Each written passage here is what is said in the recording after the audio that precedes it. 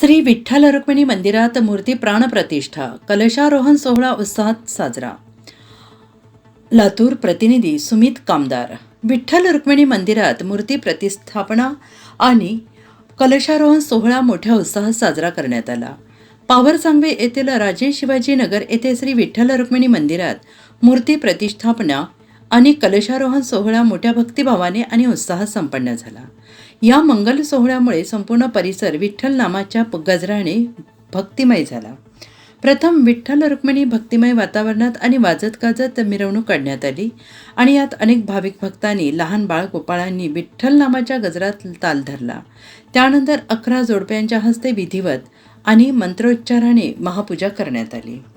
श्री विठ्ठल रुक्मिणी यांच्या कृपा आशीर्वादाने आयोजित या सोहळ्यात विधिवत मूर्ती प्रतिष्ठापना, कलशारोहण विधी पार पडले.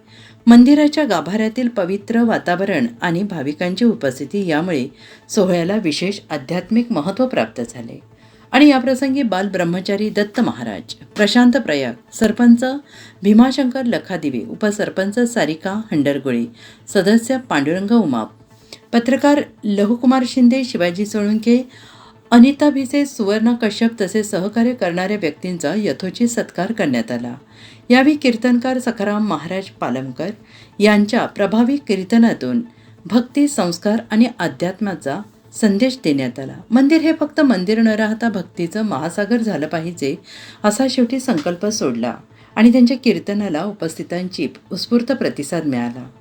सोहळ्याच्या निमित्ताने आरती, धार्मिक कार्यक्रम आणि महाप्रसादाचे आयोजन करण्यात आले होते. महाप्रसादाचा भाविकांनी मोठ्या संख्येनं लाभ घेतला. दिवसभर मंदिर परिसरात भक्तांचा उत्साह पाहायला मिळाला आणि या मंगल सोहळ्यामुळे परिसरातील भाविकांसाठी श्री विठ्ठल रुक्मिणी मंदिराच्या रूपाने भक्तीचे नवे आध्यात्मिक केंद्र निर्माण झाल्याची भावना सर्वत्र व्यक्त करण्यात आली.